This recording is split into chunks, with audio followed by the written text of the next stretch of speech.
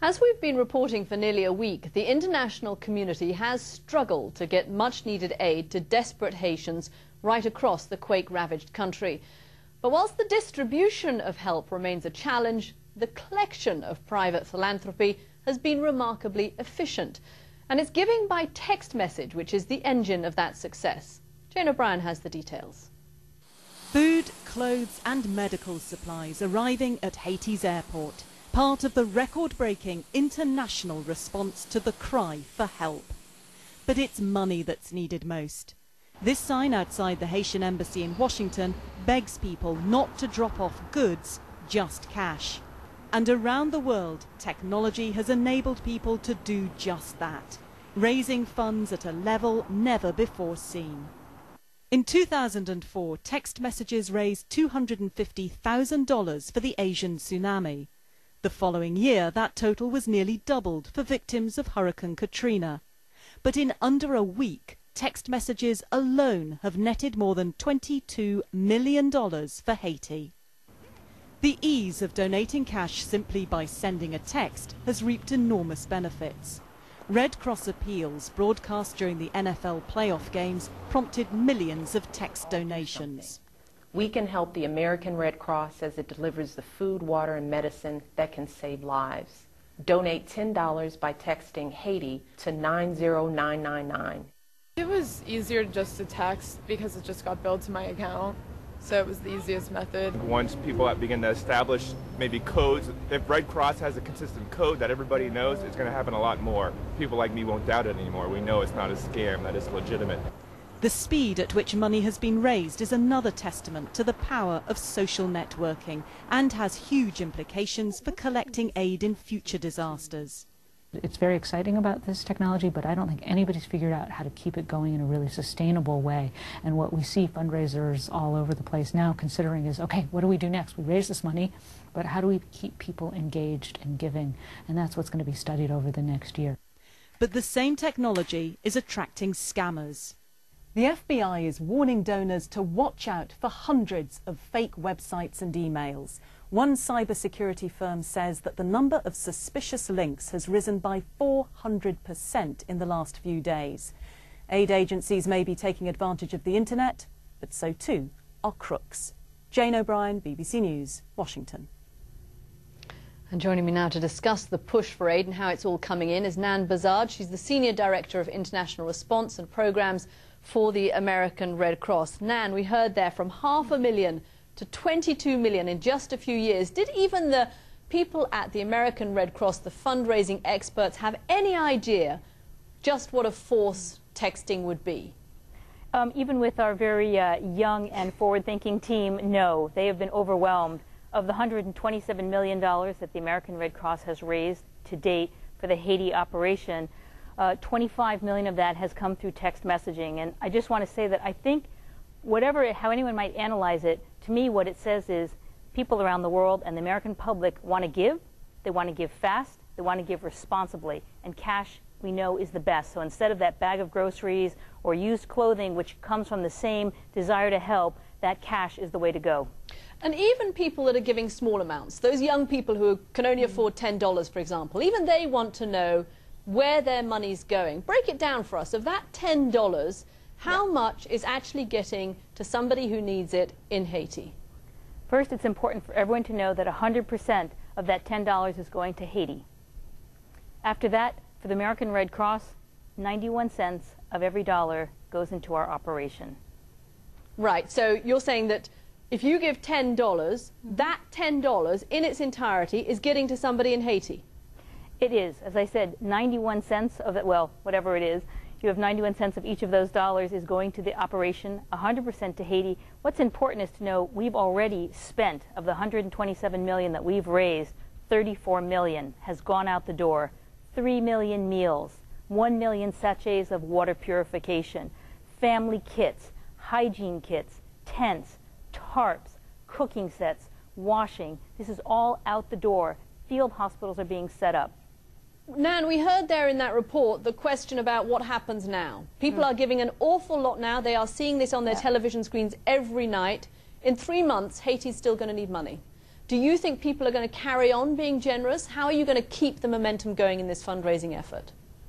We actually hope that people will continue to be generous and to recognize that what has happened to Haiti is unimaginable. Our guests have to try to imagine, the people who are watching the show need to think about what it would mean for the United States, for the city of Washington, to be obliterated practically and have no systems of support. It will take many years and millions of dollars to put people to put them in a better place, but also not so vulnerable, so that this kind of crisis, which has been so horrifying and so frustrating for all of us, won't happen again. So do you reckon you're still going to be doing fundraising drives for the next few months, for the next year or so?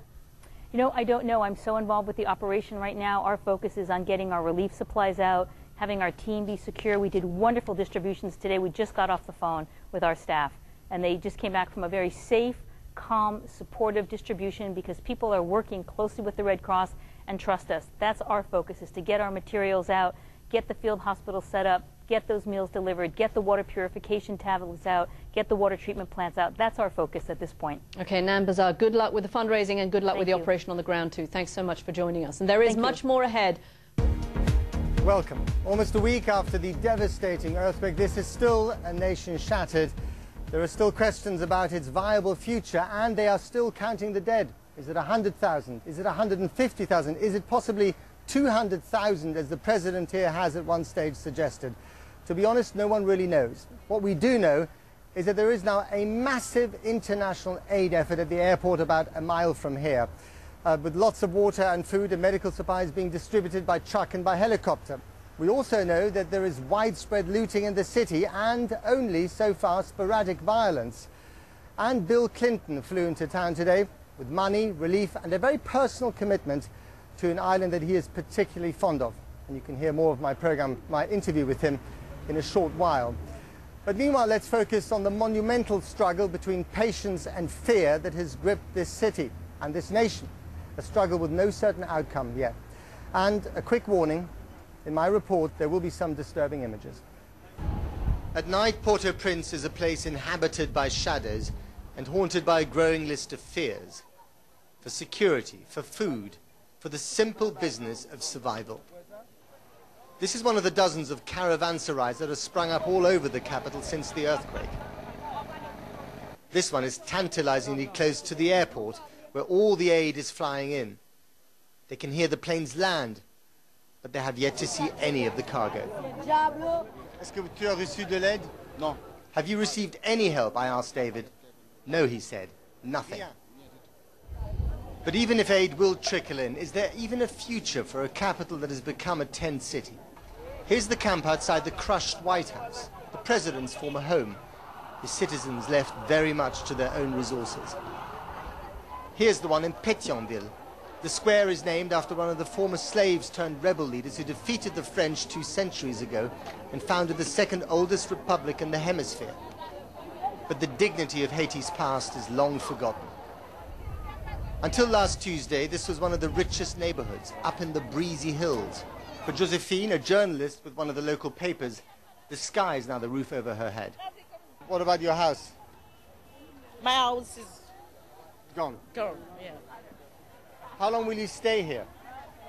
I don't know. I don't have anywhere we go. I don't know. From the indignity of living to the indignity of dying. In a city that has mastered the grotesque, it doesn't get worse than this. The open-air makeshift morgue at the General Hospital. This is where they end up, at one of the city's cemeteries. The grave diggers of Port-au-Prince are being kept very busy these days.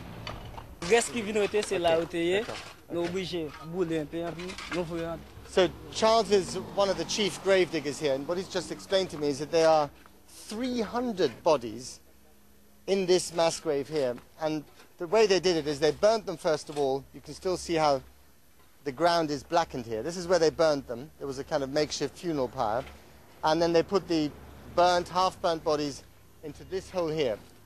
You can still smell it, and you can see the flies. This then is the final resting place for those who cannot afford the $1,000 or more to buy one of these, a place in Port-au-Prince's new catacombs. When hell is the new normal, it's not surprising that this is becoming a city on the edge of a nervous breakdown. We came across Joseph and Michelle digging in the rubble with the determination of expert rescuers. They'd spent half an hour in the entrails of this small department store still full of bodies. And this was his trophy, a few batteries and torches. Everything is up for grabs, anything that can fetch a price. A Stars and Stripes curtain, a carpet roll with a dollar pattern, if only they were real. Looting is now the only industry here, and this is the new rush hour of Port-au-Prince. Anything will do as a weapon, a hacksaw, a stick, and of course all the machetes and guns that you can't see. Almost everyone who can is engaged in looting, as you can see. And there's no security on the streets, no police, no UN soldiers, certainly in this business district of the city. And everything is now run by rival armed gangs of looters. It is just a foretaste of things to come. And then there's another problem. The central prison is one of the very few big structures that survived the earthquake, but that didn't stop the inmates from overpowering the guards, killing some of them, and then just walking out of the front door. Combien de prisonniers? Éventuellement 5 000, 6 000, on ne sait pas trop. 5 000. 5,000 prisoners were in here. They've all gone. This is the cell block where they kept the worst offenders, the gang bosses who turned kidnapping into a national sport, the drug barons, now free and back in business. The airport is beginning to resemble a film set courtesy of Pentagon Productions. Aid is being flown in by the minute. The Americans have begun distributing water and food. Haiti will soon be back on life support thanks to the international community. But the promise of generosity also creates expectations, and expectations are creating anger. Most of the people here were looking for work, but this man was looking for food. Because we are thirsty, we are hungry. If there's a queue in Haiti, people will join it, in the vain hope of getting something. Patience is running out, and all the ingredients for unrest now exist.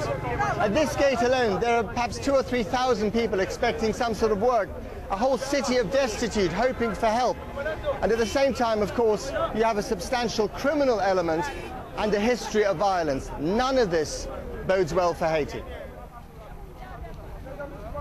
The US soldiers are here to help deliver food and relief. 10,000 of them are due in and around this city by the end of today. But if the anarchy spreads, they may soon find themselves patrolling the streets in what will look like a full-scale military operation. Hard to imagine that all this started barely a week ago with an earthquake. Now, the aid is flowing in, as you just saw, but the security situation here is also extremely fluid and something that the international community is watching very closely indeed. Now, as you remember, at the weekend, Hillary Clinton was here. Today, her husband, Bill Clinton, the former president, turned up. He's, of course, the UN Special Envoy for Haiti. He has a particular affection for this island. When he was president in the 90s, he sent troops to Haiti to usher in democracy. So I started by asking him today at the airport in the city of Port-au-Prince what his impressions were when he toured the city today. Well, it is physically devastated, economically devastated. There are a lot of people severely injured and they need the health care. Today, this supply base I brought down today was largely designed to fill the gaps in the surgical capacity of the biggest hospital in the country.